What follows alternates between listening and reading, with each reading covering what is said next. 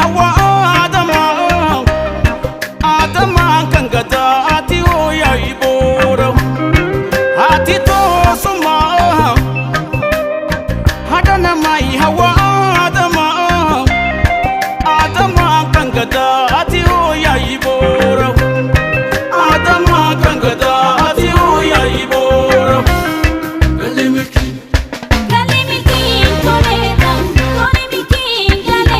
teessan Tigraay duran dhaabatina ni beeytan jenneen xilaata keessan ni beeytan ummata isinii hamaa ni beeytan jennaaniin ganama agartan jedhanii ganama agarsiisan mi'a filmiya dhiira shuja'aan rijaa abbaa Duulaa Gammadaa inni Oromoodha jedhaatti nuti ammoo Oromoo miti jennaan biyya alaa kana teenne Oromoodha miti inni Oromoodha jedha Oromoon ni guddifata ni moggaasa nu ilmaan alagaayyuu fuudhee Oromoo godhatu nama ani Oromoodha jedhu Oromoodha miti because diinaaf dalaga waan ta'eef takka Kumaa Dammaqsaas Obbidiyoo ture Oromoo miti jedhamee wanti irratti duulamee ni jiru garuu Kumaa Dammaqsaa ani Oromoodha jedha warri isa beeku hangani hanga iluu hiriyaa ijoollee ganda isaa qoradhee namni kun Oromoodha naan jedhan Amaararraa qoradhee Amaararraa Oromoo osoo hin taane dhugumatti jechuudha. Akkuma yeroo kamittuu nageenye rabbii guddaa isin biratti haa jiraatu. Assalaamu alaykum wa rahmatullahi wa barakaatu.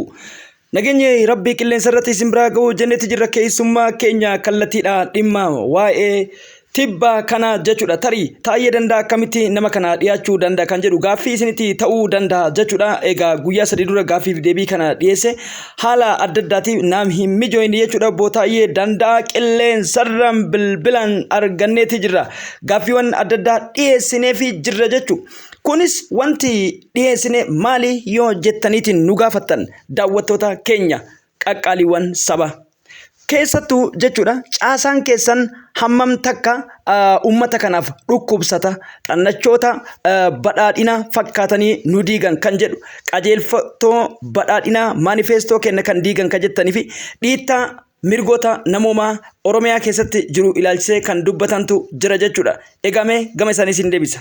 Hayyee obbo Taayee Danda'a yeroo keessan aarsaa gootaniitiin bilbilaan akka isin gaafannuuf dhimma haala yeroo irratti jechuudha. Facebook keessan yeroo hedduu foolowara isin jala deemeetiin dhimmoota adda addaa dhagaa mooraa qabsoo irratti darbatamuu qeeqa adda addaatiin wantoota fakkaate nam tokko yaada isaa bilisaan ibsachuu kan jedhutti amantu kanarraa walii ka'eetiin afgaaffii caayaa Oromoo TVdhaaf nuuf eeyyamamaa ta'uu keessanii maqaa daawwattoota keenyaatiin galatoomaa isiniin jechuu barbaada. Isinis nu gaafachuu keessaniif faadha. Mee dhimmoota jalqabaa kamirraa haa kaanu kan jedhudha kabajamaa Botaayyee keessattuu dhimmoota afur kaasuun barbaada. Tokko caasaa keessoo hamma tokko sakatta'iinsa irratti fulleeffateen loogiiwwan adda addaa yeroo adda addaatti deddeebi'ee godhamu wal qabsiiseetii fi haalota qabiinsa dhimmoota caasaalee nageenya wal qabsiisee rakkoowwan duguuggaa gurguddoo Oromiyaa keessatti ta'aa jiraniin kana malees jechuudha dubbiin tokko ammoo furguga misaa'ilaa gurguddaatu darbatamaa jira. Isinis sooshaal miidiyaa adda addaatti gama keessaniin toora sabaa himaa keessan feesbuukii fi wantoota adda addaa irratti yeroo maxxansitan agarra. Kabajamtoota hooggantoota shiraa yeroo isin jettanii fi gama biraatiin ammoo dubbiin koomishinii poolisii Oromiyaa Komaander Salamoon ajjeefamuu wal qabsiisee akkasumas koomishinar Tasfaayee Dinqaa madaa'ee waggoottan 3-4 darbee yaala gahaa osoo hin argatin darramuu wal qabsiisee maqaa kanaan ammoo hooggantoonni adda bilisummaa Oromoo hidhamuu fi kanarraa haa kaanumee jedheetii yaada. Ragaa jira wanni dhiyeenya kana mul'achaa jiru wanni ammatti ifan goone jira garuu waan tokko namni akka duubatti deebi'ee dubbii san laaluu fi koomishinar Salamoon nama ittaanaa koomishineraa ta'ee poolisii Oromiyaa tajaajile gaafammoo karaa bahaa kanaanii uummanni keenya Harargee Kabaalee gaafa duula abdiileetiin buqqaansan nama uummata sanirraa rakkoo qolachuuf achitti miseensota poolisii wajjin duule nama gatii guddaa kaffale nama baay'ee beekamaadha jechuudha. Awwaalchi nama kanaa garuu maarshi baandiidhaan hin taasifamu. Yoo duubatti deebitee ilaaltu maarshi baandiin argamuu dhabuu qofa otoo hin ta'in seenaan isaa itti fufa hin dhagaa. Kaan immoo kan mootummaa keessa maandeffate jira. Yakki gamanaayis gamasiis hin raawwatama. Wanni waliigala warri nuyi shira beeknaa wayyaanee irraa barannee warri jedhus jira. Warri kunis waan tolchan kaawwaquma beeka. Naanna'ee garuu ka keessoo keenya jiru jira. Kan ala jiru jira. Duuba haala amman qabatamaa kana jiru irratti barreeffamoota keessan laalaatiin ture barreeffama kanaan wal qabsiisee wantoota gurguddaa deemaa jirutu jira. Haalli fakkeenyaaf isaan yeroo amman kana itti wal qindeessaa jiranii fi tibba darbe immoo yaa'ii caffee irratti godhame hawaasa keenyaafis akka ifa ta'utti isinis ta'ee Dr. Hangaasaan yaadota kanaan faallaa akka jiraachuutti kan ibse eenyu pirezidaantiin naannoo Oromiyaa Obbo Shimallis jechuudha. Kanaafu dubbii kanaan kan wal qabsiise eega dubbiin komishinii poolisii Oromiyaa kun Komaander Salamoon namni akkanaa kun dhokate akkasumas obbo Tasfaayee Dinquu dabalatee yookiin komishinar Tasfaayee Dinquu dabalatee dhokate waggoottan 8 kana Abdii Raggaasaa fa'aa hidhamuu maaliif barbaachise shira kana hoo as baatanii uummatatti dubbachuu wantoonni rakkisaa ta'an hoo maalidha danqii as keessatti xaxaa jiru hoo maalidha sadarkaa muummicha ministeeratti hoo wanni kun hoo hin lallabamne kan jedhu kan akka ifa naa baastan barbaadeeti. Nama biraatiif duuba jira, nama biraatiif ergataa malee akkam duratti siin jedhe lafti badhaadhina wata akka rakkoo hin jiru badhaadhinni sun hunda galeessa jedhee taasaan gartuu waan silaa biyyi guutuun waan silaa addunyaan argu waan akkanaati. Anillee namni yaada akkasii qabus rakkoon kun sirratuu qabaa. Qajeeltoo qabsoofneef qabnaa. Yaadama irra dhaabbannee qabsoofneef qabnaa. Ida'amuun amma jallatee jira. Of course. Badhaadhina hunda galeessa inni kuni badhaadhina maatii muraasaa ta'aa jira. Uummata kaaniif immoo filatoo dhalaa jira. Uummata keenya kana ulfina inni kaleessa qabu xiqqeessaa jira. Kabaja inni qabu tokkummaa isaa laaffisaa jira. Humna isaa dadhabsiisaa jira.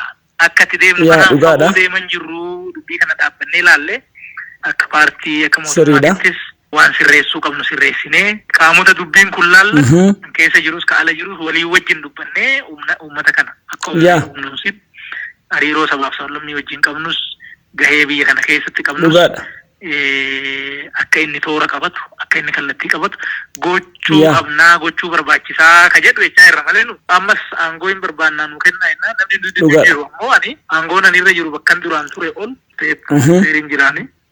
Namni biraas sadarkaa sanitti fedhii dhabaa aangoo kana qabu hin jiru. Waa hundaa ol garuu aangoo yoo barbaaddellee barbaaduun cubbuu miti. Haa ta'u aangoo eessarratti qaban. Yoo biyyi sadarkaa amma irra jiru kanatti rakkoo keessatti jiraatu ta'e yoo uummanni guyya guyyaadhaan kama karaa argu ta'e yoo diinagdeen biyyaa sadarkaa kanatti kalaamsha'u ta'e aangoo nati hawwitu eessa jiraachuufuu wanni yaaddoodha. So kana arguu dhabanii dubbii akkasumaan asiifachi qaqqabuun waan kan fakkeessuun waan ta'uu miti jechuudha. Deemuu waggaa 2 dura waggaa 3 dura argaa turre akkaataa nageenyaa itti qabaa turre akkaataan siyaasaa naannoo keenyaa hoogganaa turre bakki sunitti wanni jal'ate baay'ee jira. Sanirraa qabdee gaafa laattu wanni akkanaa akka dhufu inuma beekamaa lakkii dhufaa jira jenneellee nee jirra na qofa miti namoonni biraas jiru. Ammarra dhaabbannee olaallu garuu waan baay'ee ulfaata waan takka argamee hin beekne bara dhiirri itti gudeedame bara abbaan gadaa itti ajjeefame bara namni bakka baay'eetti bahee galuu itti dadhabe waan baay'ee fokkisu jira. Mee obbo Taayyee Danda'aa yeroo baay'ee jechuudha dhimma saba kanaa fakkeenyaaf girrisaa nuun jedhee kana malees waraana bilisummaa Oromootiin shaneedha jedhee sabas tuffatee sabas xiqqeessee har'a immoo dantaan isaanii irraa sharafamnaani namoota jedhantu jira. Dhuguma quuqamee dubbatee waan jedhu jira quuqamee hin dubbannee warra jedhus irra baay'ata. Kanaan wal qabsiisee aantummaan uummataa hanga kana guutuu kan dhokate sabni kun sadarkaa kanatti kan qaana'e cal'isuun maaliif barbaachiseedha. Tokko kalammataati. Wanti guddaan beekamuu qabu obbo Taayyee adeemsa silaa kaleessa ittiin deemaa turamee fi jijjiirama jedhame kana qeerromaa beeka. Fakkeenyaaf amma qeerromaa paartiin kun beekuu miti dhumaatii haala amma qabatamaadhaan isin amma irra gabbaatanii dubbattan kana jalqabumarraa yeroo rakkoon kun yeroo hayyoonni har'as warra hidhatti daramaa jiru jira, har'as warra waraana bilisummaa Oromoo wajjin araaramu jedhu jira, har'as warra wanni fedhe haa galu nuti Oromiyaa hin beeknu jedhu jira. As keessa ta'anii sirni kun lamee waliin dha'u. Akkasumas ammallee warrootuma fakkeenyaaf maqaa akkanaatiin gurmaa'eetu maqaa shaniitiin gurmaa'ee jira. Unatanyaa shaneennaa jedhanii ammas warra paartii biltsiginnaatiin ijaaramee jira kan jedhu kana jira. Hawaasni keenya kana jidduutti burjaaja'aa jira. Kanaan wal qabsiiseeti yeroo baay'ee jechuudha kan dhugaan saba kanallee jallatee lubbuun namaa guyyaa irraa gaaga'amaa jira. Fiilmiin dalagamaa jira. Eenyuun akka ajjeesaa jiru egaa beekamaadha. Isinis waa hedduu dhugaa keessa osoo beektan kana cal'isuun kun sirriidha. Seenaa keessatti hoo eenyutu itti gaafatamu ta'a dubbii kaname kana ifa nu godha. Hoggansi baay'een gubbaa jalaatitti rakkina jiru kana baay'ee dhukkuba. Jijjiiramuu qaballee jedhee yaada. Wanni rakkoon jiru muuziqaa maafiyaa of ijaaree hannatti bobba'e hin jira. Wal giddaan jiru isa wajjin malee paartii badhaadhinaati kan jedhu miti. Jarri kun immoo akka qajeeltuu badhaadhinaatti qaamaan malee yaadaan badhaadhina miti. Badhaadhina keessatti ida'amuu keessatti isinis dubbisuu hin dhabdanii wanni achirratti qajeeltuu keenya innee nu itti walii galle waa hundaa ol kabaja lammiileeti. Jarri kun lammii fi kabaja hin qabu. Wanni nu jenne bilisummaadha. Jarri kun nama ukkaamsa. So warri badhaadhina jechuudha. Badhaadhina ofii jedhee waraqata qabaachuu danda'a malee murni xiqqaan nama sodaachisee ukkaamsee deemu kuni badhaadhina miti. Wal diddaan badhaadhina keessa otoo hin ta'in annacha badhaadhina fakkaatee achi keessatti marge isatu badhaadhinaan wal dhabaa jira malee badhaadhinaan wal hin dhabne jechuudha. Rakkoon immoo wanni irratti wal didaa jirru tokko akka qajeeltootitti qajeeltoo badhaadhinaa irratti wal diddaan jira. Namni qajeeltoon kun akka qabametti ittiin haa hojjennu ittiin haa bullu karaa santu badhaadhinatti nu geessaa karaa santu ida'ee nu humneessaa jedhee kayaatu jira. Jarri immoo ida'amuu kanan barbaadu nuyi shiratti ogeessaa nama kana kaan garana qabnee keessoo isaa wal dichisiisne binnaa siyaasaanii obbolummaa miti shiraa gidiraadha jedhee warra yaadu sun qajeeltoo badhaadhinaa irratti warra badhaadhina ta'ee fi warra qajeeltoo badhaadhinaa hin qabne jettuu garaagarummaa jira. Kabiraa dhiittaan mirga namaa hin jira. Kunis tokko mootummaan akka mootummaatitti mirgi namaa ofii mirga namaa cabsuu hin qabu. Waan kana waan kaleessa qabsoofnee fi wanni wayyaanee dinneefillee wayyaaneen nama kolaasaa wayyaaneen nama ajjeeseenneeti mootummaa nu keessa jiru keessatti waan akkana fokkuu godhamuu hin qabu. Yoo namni yakkee seeraan qulqullinaan yakka godhatanii fi yoo hin ajjeechisallee ta'e seeraan qoratamee mirgi isaa eegamee raawwatamuu qaba jennee amanna. Garuu bakka kanatti mirga namaatiif murni naatoo hin qabne hin jira jechuudha. Bakki itti wal didaa jirru bakka kana jechuudha. Kan wal dide badhaadhina odoo hin ta'in. Alataa shirkaadha. Shuubiidha. Sagaleen na bira jira. Rikoordii 15 oltu na bira jira. Wanni torbee 15 irratti mari'atamaa ture. Amma ka xumuraa bakka an jiru dhufanii mana kiyya soqotti gadi ta'an. Eega ka xumuraa geette dubbii tana isiniin gahe. Kan akkasitti beeka hundi keessa. Ummatoota kaan ammoo dhibbarraa dhibbatti qoradhatti bilbilee mataa mataan hawaasni keessa jiru ummata kana kulli ni beeka. Ibseellee jira namatti beeksiseellee jira hawaasni. Teessan Tigraay hin dura dhaabatina ni beeytan jenneen xilaata keessan. Xilaata keessan ni beeytan. Ummata isinii hamaa ni beeytan. Jennaaniin ganama agartan jedhanii ganama agarsiisan. Mi'a filmiya dhiira. Shuja'aan, rijaal, aqwiyaa. Uteela keessaa bayaa. Qaywat irraa bayaa. Allacha irraa bayaa. Ispeeshaal irraa bayaa. Markaatoo waan adda addaa dhuydan irraa bayaa. Falmadhaa warri kutaa biraallee. Kaasaa yoona achi qadiyyaan isaa hin taha. Taarika keessan akira kanarratti uf tolcha. Warjiin maal akka taate sagantaa kanarratti fidee warjiin Oromoo ta'uu isii barsiisuu waan barbaaduuf uummata doofaa kana koottaa please gama keessaatiin namni ani warjiidha jettu sabboonaan warjii sabboontuun warjii gama keessaa. Kalee manni gubaatee utubaa warqee shantu gubaatee kalee manni gubaatee utubaa warqee shantu gubaatee anaa maal godhi jettee tansirraa bareedduu na fudhatee awaash nama shokkiisaa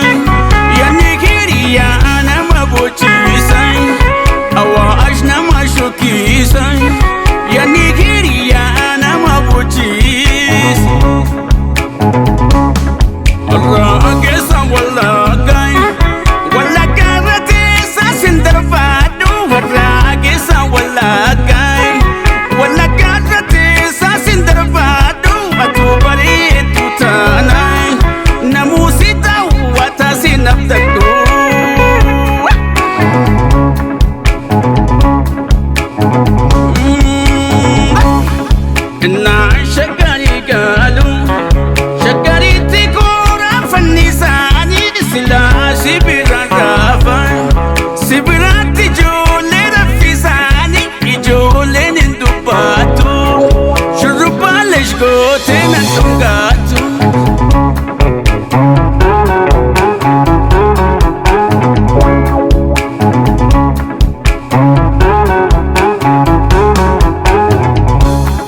Chila longu papaye Kamati popo chika tilala Chila longu papaye Kamati popo chika tilala Tututi na dungadu Wali rafaga ana walwalalay Asko watula garati Zamani tole agagariti Asko watula garati Zamani tole gariti awa ashna mashoki sai yani hiriya nama bochi sai awa ashna manchesi su yani hiriya nama zafisu